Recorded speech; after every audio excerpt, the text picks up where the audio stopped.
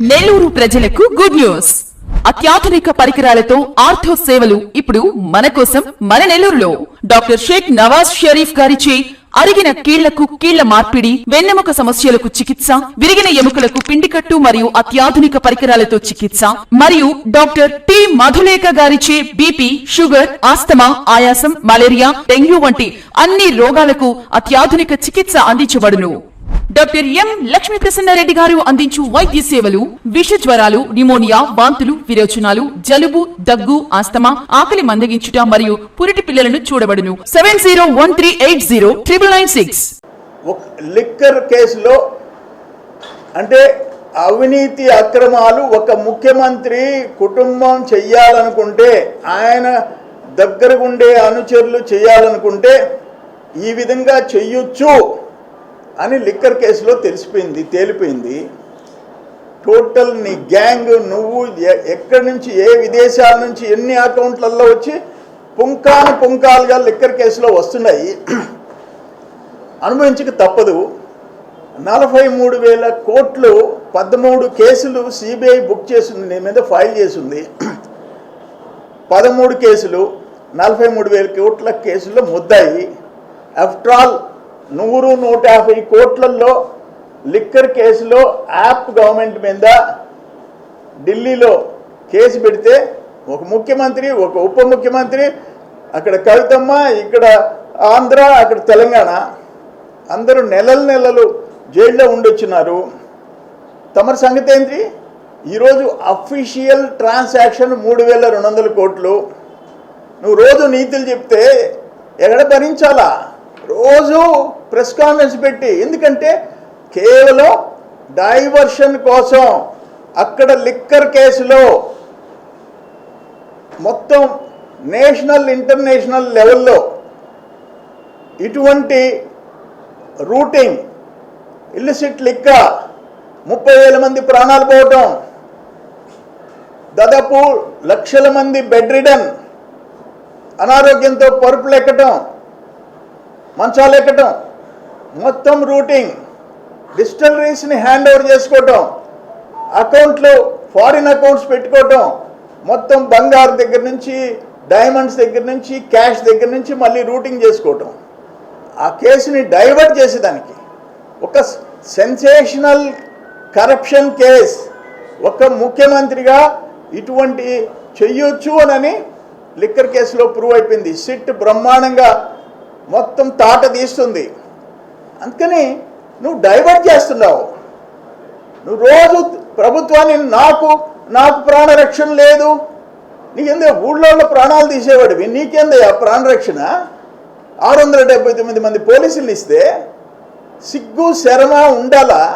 సిగ్గు శరమ ఒక మనిషి ప్రవర్తించినట్టు ప్రవర్తించయ్యా. కాకి చచ్చిపోయింది, ఒక కోతి చచ్చిపోయింది, మొత్తం కాకులు వచ్చేస్తాయి.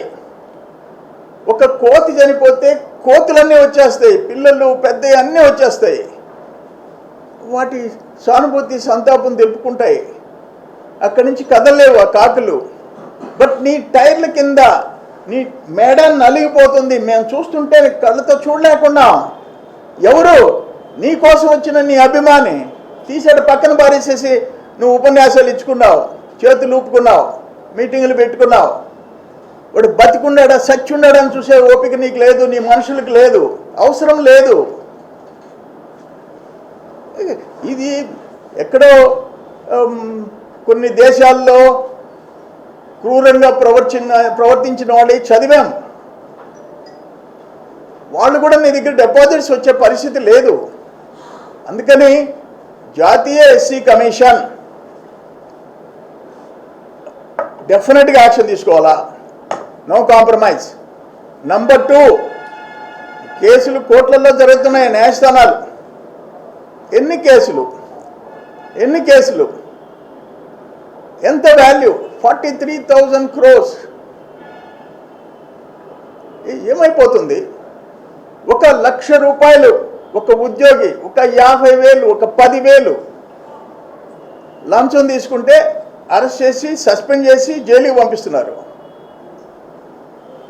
కానీ ఇది నీ భారీ కుంభకోణాల్లో, దేశంలో భారీ కుంభకోణాల్లో ఒక 43,000 crores కుంభకోణంలో ముద్దాయి ఎవరు అంటే ఈ దేశ చరిత్రలో ఓన్లీ వైఎస్ జగన్మోహన్ రెడ్డి.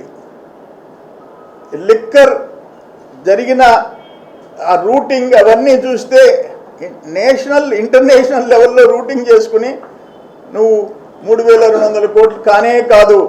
నా ఉద్దేశం అనఫిషియల్ రూటింగ్తో కూడా కలిస్తే అది 10,000 కోట్లు చేసినోడివి ఈరోజు ప్రెస్ కాన్ఫరెన్స్లు పెట్టి రోజు మా నాయకుడిని, మా ప్రభుత్వాన్ని, నీది ఒక పత్రిక ఉందని చెప్పి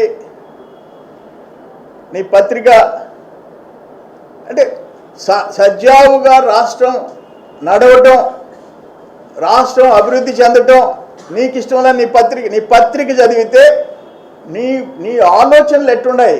రాష్ట్రం సర్వనాశనం అయిపోవాలా, మళ్ళీ నేను ముఖ్యమంత్రి కావాలా? నేను సాక్షి చదివితే అదే కనిపిస్తుంది, నీ పత్రిక చదివితే అదే కనిపిస్తుంది. So it's unfortunate. నేను ఫైనల్గా నేను చెప్పేది ఏంటంటే వెంటనే నేషనల్ ఎస్సీ కమిషన్ ఇంటర్ఫియర్ కావాలా, సీరియస్గా యాక్షన్ తీసుకోవాలని చెప్పి కోరుకుంటున్నాను.